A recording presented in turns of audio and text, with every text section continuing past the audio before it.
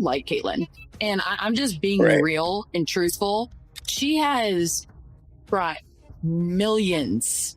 I wouldn't be surprised if it's billions of eyes onto the W and onto women's sports. Although Sophie Cunningham has never been one to hold back, her most recent disclosure regarding Caitlyn Clark is shocking the WNBA. You also need to keep in mind that if it weren't for the WNBA by now, she might be playing. Put an end to the rumors that you're leaving or going abroad. Sophie just provided an unvarnished explanation that goes beyond any report on injuries. What she revealed highlights the unrelenting pressure, unrealistic expectations, and harsh realities that the league's top player must deal with. This has nothing to do with hype. It's about getting by. Take a seat as we explore Sophie's startling revelation and its implications. The voice that won't shut up.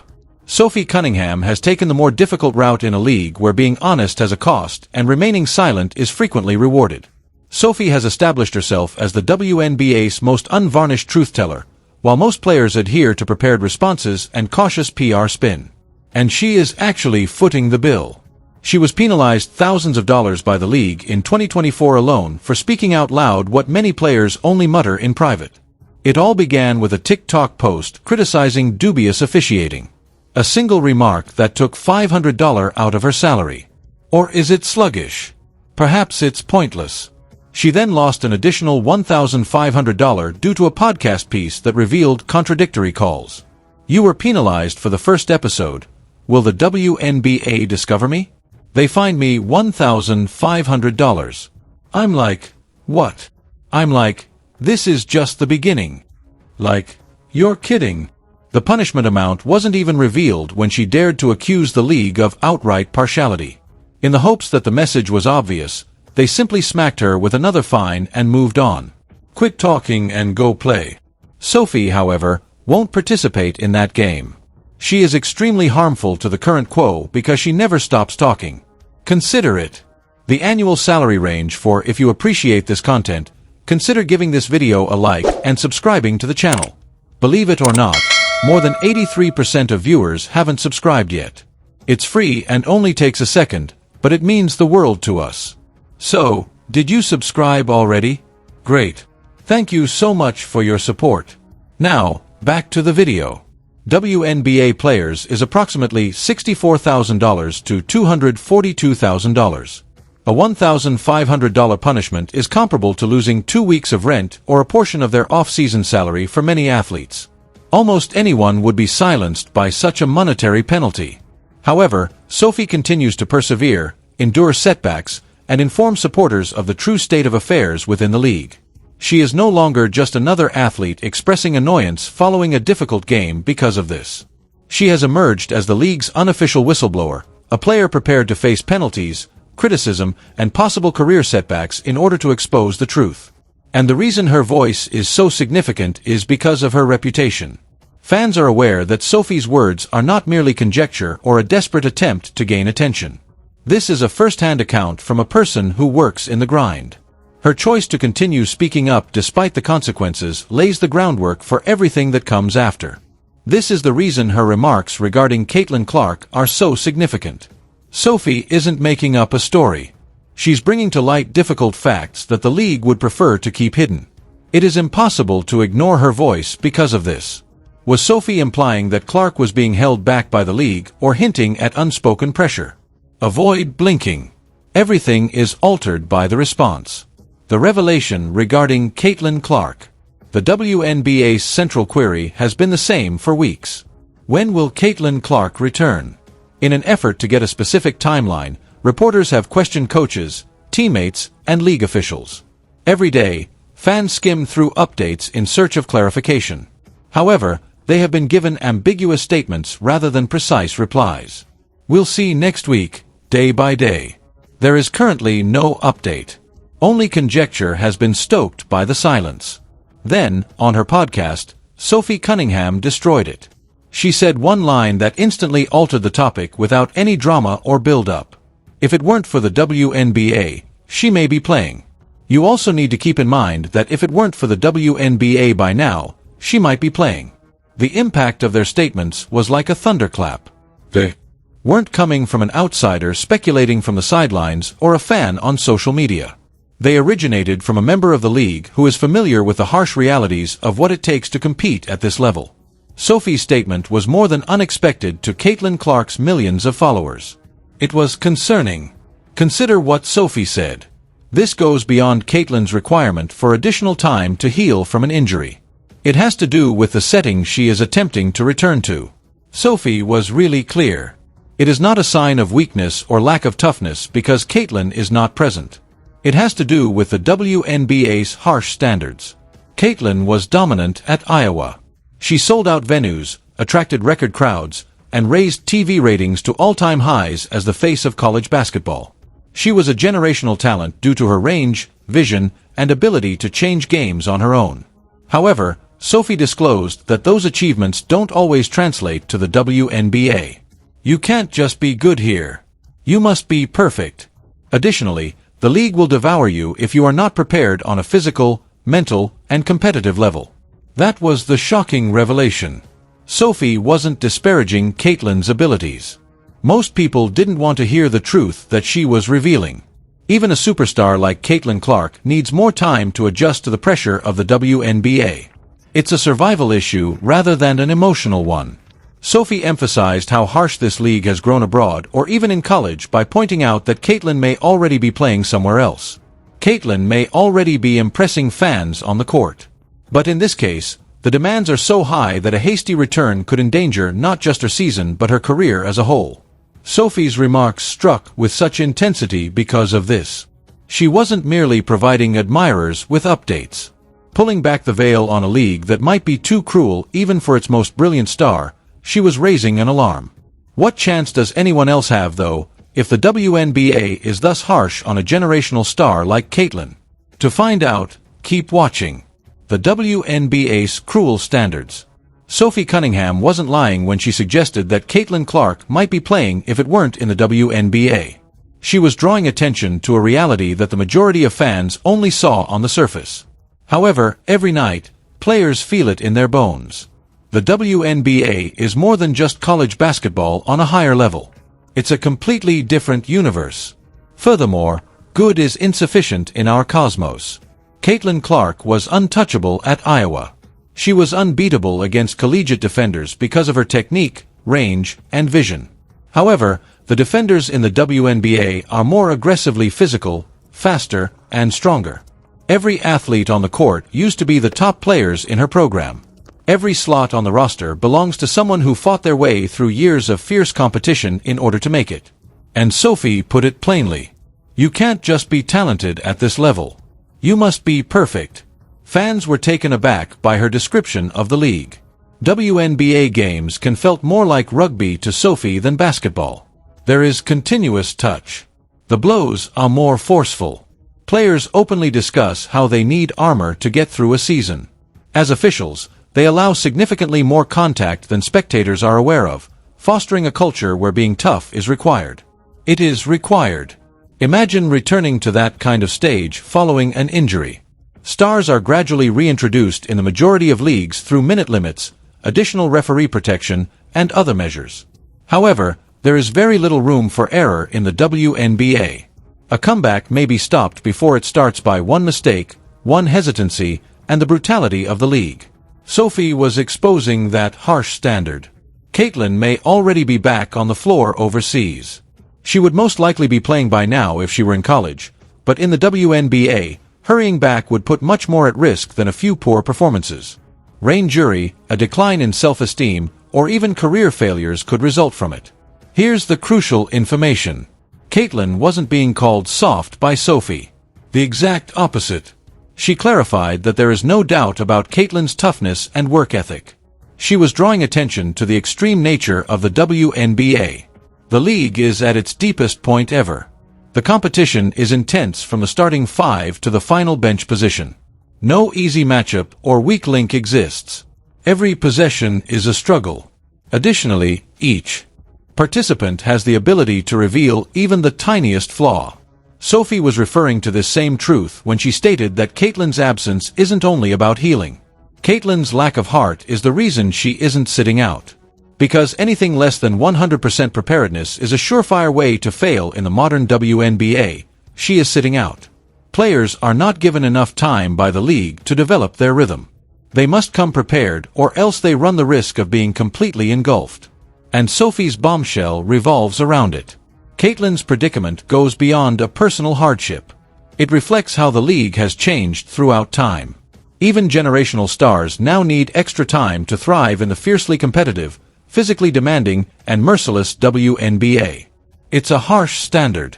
Furthermore, it might not even be sustainable, as Sophie suggested. The two-tier system and favoritism. Biting her tongue has never been Sophie Cunningham's style. Furthermore, her criticism of the WNBA was motivated by irritation with what she perceived as a risky pattern rather than resentment. For her, the league's demanding requirements weren't the only problem. It was the unequal application of such demands. She contended that although some players received protection and cushioning, others were forced to suffer unrelenting physical abuse without assistance from officials. She described it as a two-tier structure. The most obvious instance was when JCS Sheldon drove into Caitlyn Clark and shot her in the face during a heated match. It wasn't nuanced. It was careless, blatant, and had the potential to marginalize Clark once more. However, the officials downgraded it after reviewing it. A blatant one. The kind of penalty more appropriate for a negligent bump than a potentially harmful blow. Shortly after, Marina McBride used both hands to shove Clark, causing her to fall to the floor. Just a shove, no attempt at the ball, no pretense of a basketball move. And the reaction, no dismissal, no grave repercussions. The message was very obvious when crew chief Ashley Gloss defended the decision, saying it didn't qualify for an ejection. Clark was by herself. That inaction was just what Sophie had long warned against. By speaking out loud about what players and spectators witnessed, she had already jeopardized her finances and image. She talked about how officiating tainted games on her podcast, describing encounters in which certain stars appeared to be shielded from harm while others suffered little respite. She gave the example of Paige Buchers, remembering a night when whistles seemed to follow her everywhere. Sophie said that you were literally unable to touch her. It wasn't resentment of Paige's skill. That was respected by Sophie. Fairness and the legitimacy of a league that professed to maintain integrity but openly displayed partiality were at issue. It was hard to overlook the disparity in Caitlyn Clark's situation. The rookie wasn't your average player. The league itself relied on her to draw in new supporters, and she was the one who filled venues and was constantly discussed by commentators. However, she was thrown into the fire rather than being protected to assist her transition into the most difficult phase of her career. Her initiation included all of the collisions, shoves, and no-calls. Seeing that happen in real time was the tipping point for Sophie. Sophie stood up late in that same game after witnessing Clark take blow after punch. Cunningham pulled Sheldon down as she attempted a layup. Intentional and unrepentant. The play wasn't about basketball. It conveyed a message. She and her teammates would defend their star if the officials refused. She didn't back down or act any differently after the last buzzer. She acknowledged what everyone was previously aware of. This was retaliation. The league remained silent for years. This was the result of years of officials ignoring risky hits. Sophie's actions went beyond simple revenge against a particular performance. It served as a warning to the system. However, why did quiet on the court feel much louder than retaliation? Continue to observe. For all the commotion around Caitlyn Clark's absence, there was silence on her injury. Fans were far more shocked by Sophie Cunningham's revelation than by her remarks regarding physicality or partiality. In reality, nobody is aware of what is happening. Not the reporters, not the fans, and, surprisingly, not even her own teammates. Take a moment to consider Sophie's admission on her podcast, "I'm not holding out any information. I just literally don't know." Transparency is unavoidable when a star player gets injured in practically every other professional league. The NBA publishes thorough reports on LeBron James' injuries. Every day, the NFL provides updates on quarterbacks such as Patrick Mahomes. Fans are given a timeline, no matter how ambiguous, even in college athletics. However, the quiet surrounding Caitlyn Clark in the WNBA has been overwhelming. The recuperation of a single player is not the only issue. Caitlyn is not your typical rookie. Television ratings are on the rise because of her. The mainstream media at last began to cover women's basketball on a new level, and arenas sold out. Her presence is fundamental, not merely valuable. Half of the league's momentum seems to have vanished overnight without her. Nevertheless, the public updates are still incredibly ambiguous on a daily basis. There is currently no update. Next week, we'll see. That is not clarity. Deflection is what it is. And what many had previously believed was confirmed by Sophie's confession. The league is in charge of the story, purposefully leaving Caitlyn's status ambiguous. Why? That's the question that's trending on social media. Is Caitlyn's privacy being protected by the silence? Is it an effort to keep networks and sponsors from becoming alarmed? Or does it fit into a more complex pattern? The same organization that punishes players for voicing their opinions conceals inconsistent refereeing and may now be hiding the truth about its biggest star. For whatever reason, Caitlyn finds herself in a difficult situation as a result of this blackout. Rumors quickly fill the void in the absence of official updates. On the internet, fans conjecture endlessly. Is she having greater difficulties than we've been informed? Is she being held back or hurried? Is this a health issue or something more significant? And this is when Sophie's candor really shines. What precisely is being concealed if even she, Caitlyn's competitor, peer, and fellow WNBA insider, is unable to obtain answers? For Sophie, acknowledging her ignorance was more than a casual remark. It was proof of something more significant. That the league's silence is a decision rather than an oversight. And it's one that makes Caitlyn Clark battle not just a recuperation but also the burden of ongoing rumors, fan rumors, and more significant queries. Rumors always try to fill the void left by a lack of official updates. And Caitlyn Clark is experiencing precisely that. Fans are frantically searching for answers due to the WNBA's silence. Additionally, the amount of conjecture on the internet is increasing daily. As you browse social media, you'll notice recurring themes. Issues that extend much beyond a minor injury to the knee or ankle. Some fans worry that this isn't just any bad luck.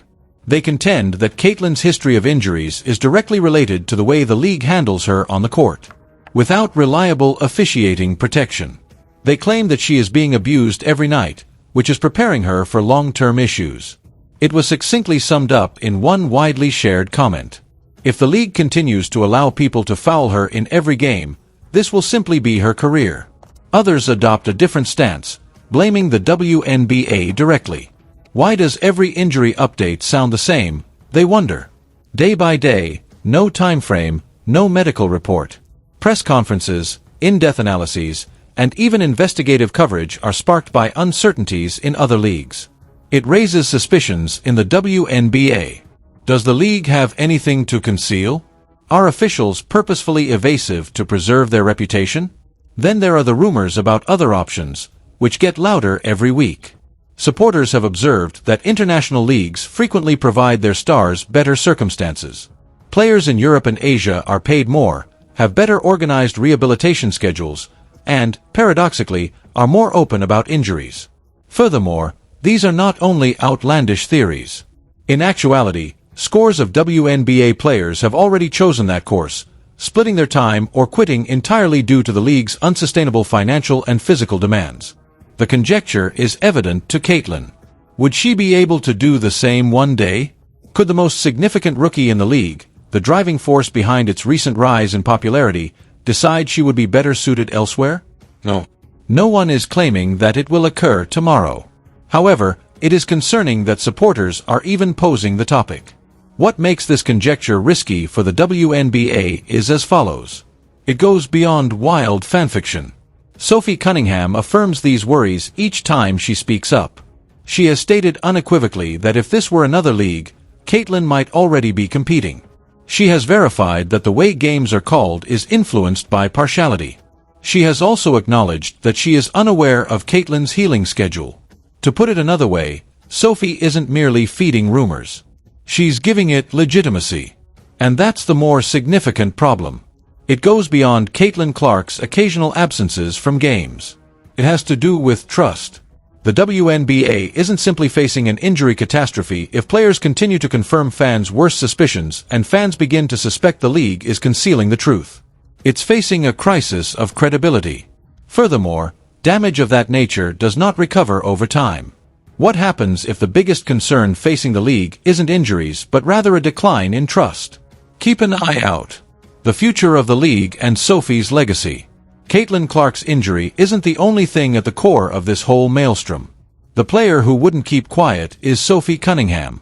Sophie made the decision to jeopardize her income, reputation, and even her standing with the WNBA in order to speak the truth in a league where doing so may cost her thousands of dollars. Consider that. Each fine served as a warning to keep her silent. But she persisted. Please share your thoughts in the comment section, subscribe, and enable all notifications so you don't miss anything. We'll see you in the next one after you click the video on the screen.